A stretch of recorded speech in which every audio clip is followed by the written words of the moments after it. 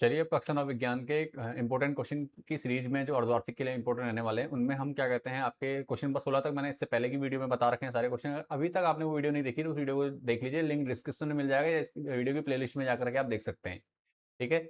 और इससे आगे आप 17 नंबर क्वेश्चन को शुरू करते हैं। चलिए शुरू करते हैं, फिर आगे बढ़ते हैं। ठीक है। पहला क्वेश्चन क्या दिया गया है, इसमें अधिक बल की आवश्यकता होगी 2 किलोग्राम द्रव्यमान वाली वस्तु को 5 मीटर पर सेकंड स्क्वायर की दर से त्वरित करने में, या 4 किलोग्राम द्रव्यमान वाली वस्तु को 2 मीटर प्रति वर्ग सेकंड की दर से त्वरित करने में। ठीक है। तो क्या कहा जाए, 2 किलोग्राम को 5 मीटर पर सेकंड के हिसाब से भेजा जाए, या 4 किलो की चीज को 2 मीटर पर सेकंड के हिसाब से भेजा जाए। ठीक है। तो हम क्या करेंगे, न्यूटन के गति के दूसरे नियम से F बराबर ma का प्रयोग करेंगे। ठीक है। तो द्रव्यमान दिया गया, पहली कंडीशन m1 कितना, 2 त्वरण आपको दिया गया है a1, तो a कितना दिया, 5 मीटर पर सेकंड स्क्वायर। ठीक है।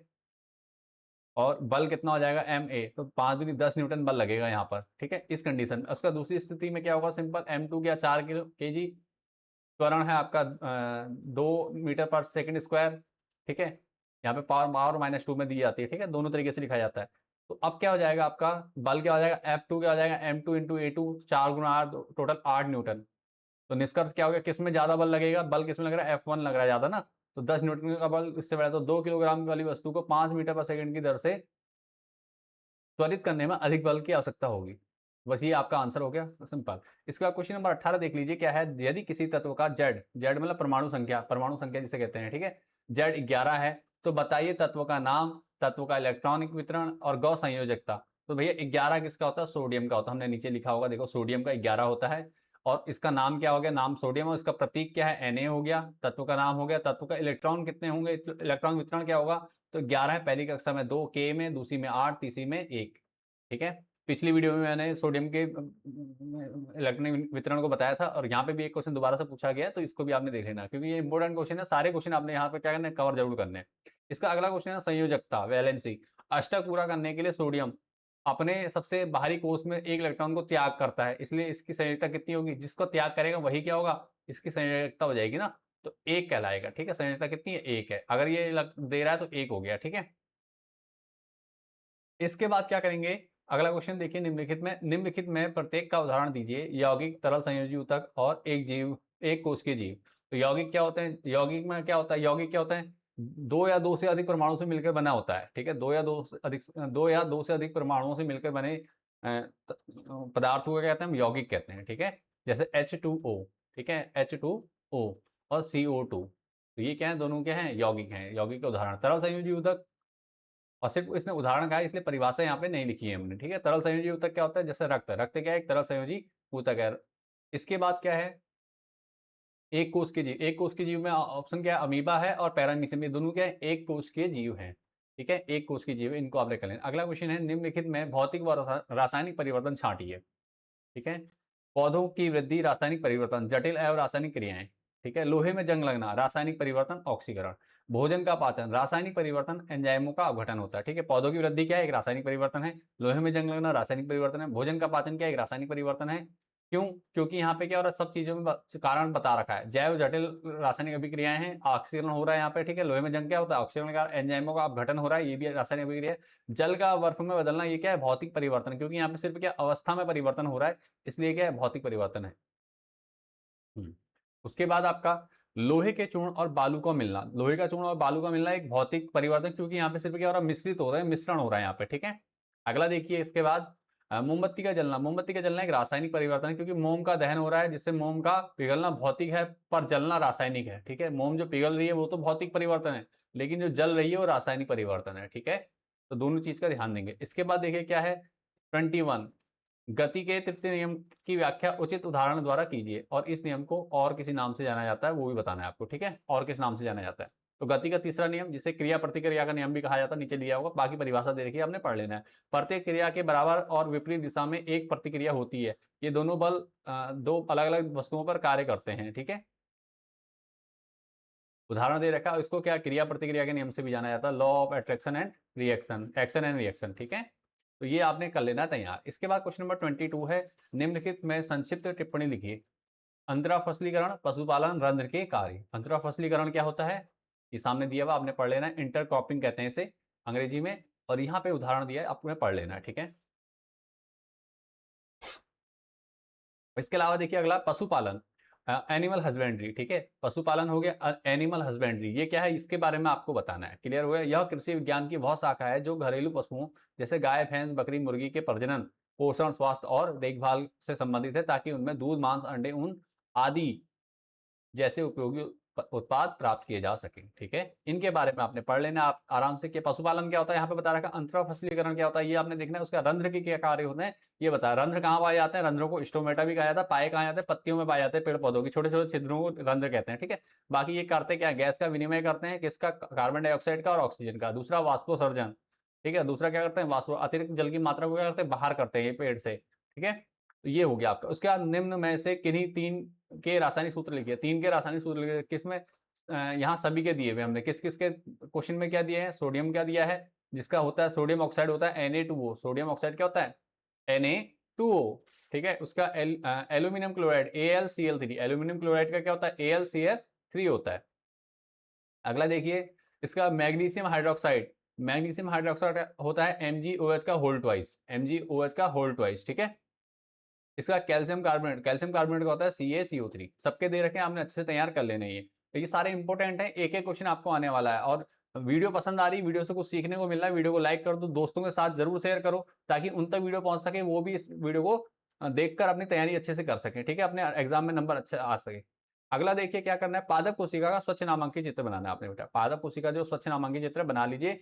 उसके बाद पादप कोशिका का चित्र, निम्न में अंतर बताइए, मिश्रण और यौगिक। चित्र क्या है, मैंने यहाँ पे नहीं बनाया क्योंकि आपकी बुक में एनसीईआरटी में बहुत बढ़िया चित्र दे रखा है, इजी है, उसको आप बना सकते हैं। नहीं तो मैंने एक अलग से वीडियो बना रखी है, सारे डायग्राम जिसमें मैंने कवर कर रखे हैं, वीडियो आप चेक कर सकते हैं। और उसको क्या करना है, आपने सिर्फ चैनल पे जाकर प्लेलिस्ट में मिल जाएगा आपको, या वीडियो के लिंक के डिस्क्रिप्शन में मैं दे दूंगा आपको।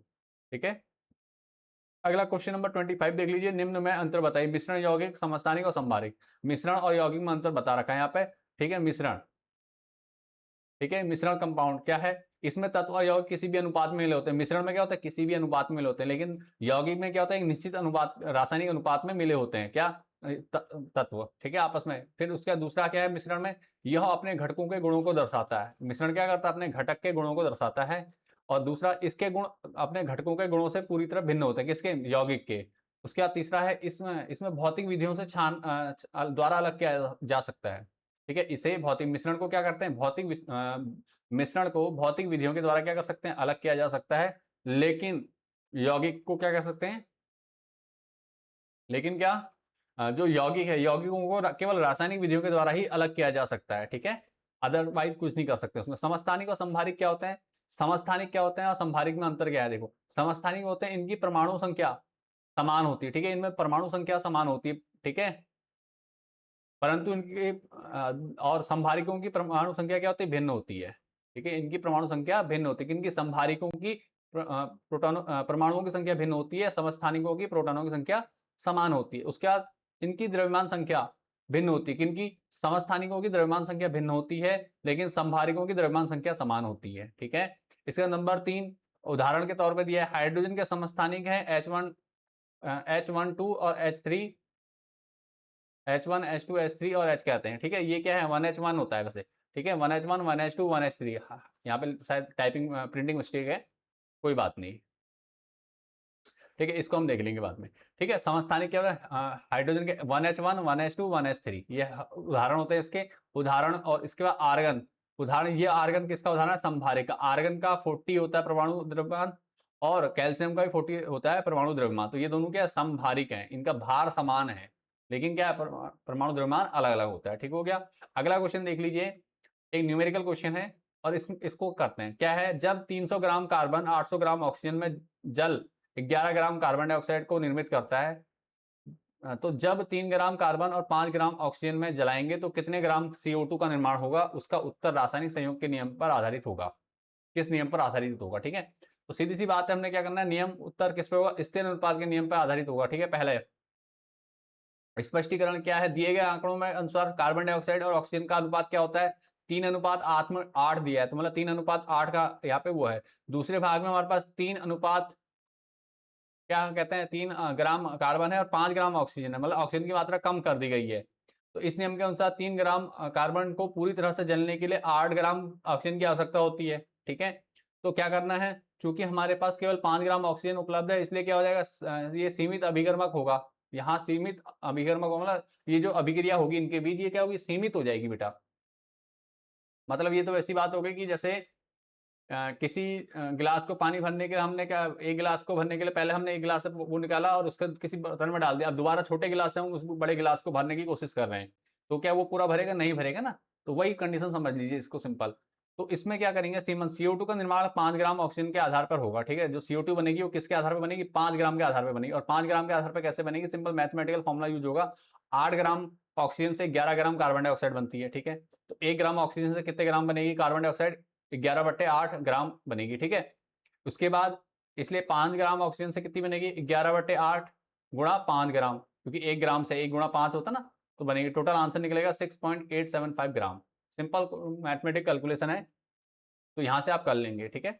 कोई डाउट लगे इस क्वेश्चन को समझने, मुझे जरूर कमेंट कीजिए क्वेश्चन नंबर के साथ, मैं आपको इसकी भी डिटेल वीडियो एक्सप्लेनेशन के साथ करा दूंगा, आपको डिटेल में सॉल्व करा के दिखा दूंगा, ठीक है। चलिए आगे बढ़ता हूं। अथवा में H2O और HNO3 के आणविक द्रव्यमान की परिकल्पना कीजिए। आणविक द्रव्यमान की परिकल्पना करनी है तो H2O, जल का क्या होता है, H2O होता है, तो 2 गुणा हाइड्रोजन परमाणु का द्रव्यमान प्लस 1 गुणा ऑक्सीजन का, क्योंकि यहाँ पे ऑक्सीजन का 1 है, हाइड्रोजन के 2 है, इसलिए 2 और 1 से गुणा हुई है। तो हाइड्रोजन परमाणु का द्रव्यमान कितना, 1U है, और ऑक्सीजन का कितना होता है, 16 होता है, ठीक है। 16U लिखेंगे, ठीक है। तो क्या हो जाएगा, 2 एकम 2 और 16 एकम 16, तो 16 और 2 18 यूनिट हो गया, ठीक है, 18U का लेंगे। इसके बाद HNO3 नाइट्रिक अम्ल का आणविक द्रव्यमान, नाइट्रिक अम्ल जो होता है उसका आणविक द्रव्यमान आपको बताना है। तो नाइट्रिक अम्ल का आणविक द्रव्यमान क्या होता है, 1 into H plus 1 into N plus 3 into O, क्योंकि H का 1 है, N का 1 है, O के 3 है, तो 3 से गुणा कर रखी है। तो सिंपल इसमें क्या करना है, 1U 14U और 16U, ये क्या है, ये याद करना पड़ेगा आपको। परमाणु द्रव्यमान, ठीक है, आणविक द्रव्यमान कह दो या परमाणु द्रव्यमान, ये किसका है, हाइड्रोजन का परमाणु द्रव्यमान 1 होता है, नाइट्रोजन का 14 होता है, और ऑक्सीजन का 16 होता है। ये आपको याद होने चाहिए बेटा, जब याद होंगे तभी इजीली क्वेश्चन हो पाएंगे, ठीक है। अगर इसकी टेबल चाहिए आपको आणविक द्रव्यमान की, तो मैं इसकी भी एक टेबल आप लोगों को जल्दी प्रोवाइड करा दूंगा, आप बस मुझे कमेंट कर दीजिए, ठीक है। डिस्क्रिप्शन में लिंक मिल जाएगा उसका, या आप हमारे व्हाट्सएप चैनल से भी आप इसको डाउनलोड कर सकते हैं। व्हाट्सएप और टेलीग्राम चैनल लिंक सबका डिस्क्रिप्शन में मिल जाना है, आप उनसे ज्वाइन जरूर कर लीजिए। 1, 14 और 48 सबका मल्टीप्लाई करोगे तो ये हो जाएगा, ठीक है। तो टोटल कितना होगा, 16U हो गया। इसका अगला क्वेश्चन जो है, दिए गए चित्र में 3 वस्तुएं A, B और C की दूरी की समय ग्राफ प्रदर्शित कीजिए, ठीक है। तो यहाँ पे क्या है, सिंपल मैंने क्या थ्योरी के तौर पे दिया है, इसको आपने कर लेना। यहाँ पे हमने ग्राफ नहीं बनाया हुआ है, ठीक है, इसको देख लो आप, इजीली आपको समझ में आ जाएगा। तो आगे बढ़ता हूँ मैं जल्दी से, वीडियो काफी लंबा होने वाला है, इसको क्वेश्चन को पेपर को कंप्लीट करता हूँ, सारे क्वेश्चन यहाँ पे क्लियर करता हूँ। निम्नलिखित में किसका जरूरत अधिक होगा, एक साइकिल का या रेलगाड़ी का, ठीक है। एक रबड़ की गेंद का या उसी आकार के पत्थर का। 100, हम एक लकड़ी के एक बक्से को 200 न्यूटन का बल लगाकर उसे नियत वेग से फर्श पे धकेलते हैं, तो फर्श पर लगने वाला बल, घर्षण बल क्या होगा, लगने वाला घर्षण बल क्या होगा। तो उत्तर दिए मैं, उत्तर आपने पढ़ लेने सारे, ठीक है। अगला देखिए क्या कहते हैं, ये इसके बाद अगला क्वेश्चन देख लीजिए। मैं क्वेश्चन पढ़ दे रहा हूँ ताकि मैं कम समय, काफी देर से मैं बोलने में लगा हूँ, इससे पहले भी मैं कई वीडियो कंटिन्यू रिकॉर्ड कर रहा था, तो अभी थोड़ा मैं शांत होकर, थोड़ा गला भी हो गया है, तो अब क्या है, मैं जल्दी जल्दी क्वेश्चन कर रहा हूँ, तो आपने क्या करना, क्वेश्चन पढ़ लेना। रिक्त स्थानों की पूर्ति करनी, पौधों में जल और खनिज लवणों का परिवहन डॉट डॉट के द्वारा होता है, किसके द्वारा, जल और खनिज का परिवहन किसके द्वारा होता है, जाइलम के द्वारा होता है। रदरफोर्ड ने अल्फा प्रकीर्णन से क्या किया, परमाणु का केंद्रक निकाला था उसने, ठीक है, जिसे नाभिक भी कहा जाता है, ठीक है। और पदार्थ की गैसीय अवस्था सर्वाधिक संपीड़ित होती है, संपीड़ित का मतलब दबाई जा सकती है, प्रेशराइज किया जा सकता है, जिसको किसको कंप्रेस किया जा सकता है, क्या होता है ये होता है आपका गैसीय गैस, ठीक है। किसी वस्तु की गति का समान या असमान उसकी चाल या वेग पर निर्भर करता है, ठीक है। गति का समान या असमान उसकी चाल पे वस्तु का क्या करता है, निर्भर करता है, चाल और वेग पर। निम्न के लिए कारण देना, यदि हमें पेड़ की शाखाओं को जोर से हिलाएं तो कुछ पत्तियां पेड़ से अलग हो जाती हैं, क्यों, क्योंकि जड़त्व के कारण ऐसा होता है। बाकी पूरा रीजन आपको दिया है, आपने पढ़ लेना है। दूध एक अशुद्ध पदार्थ है, क्योंकि ये क्या है, कई चीजों का मिक्सचर होता है, जल, वसा, प्रोटीन, लैक्टोज आदि का क्या है, मिश्रण होता है, इसलिए दूध क्या है, एक मिक्सचर है, ठीक है, अशुद्ध पदार्थ कह सकते हैं।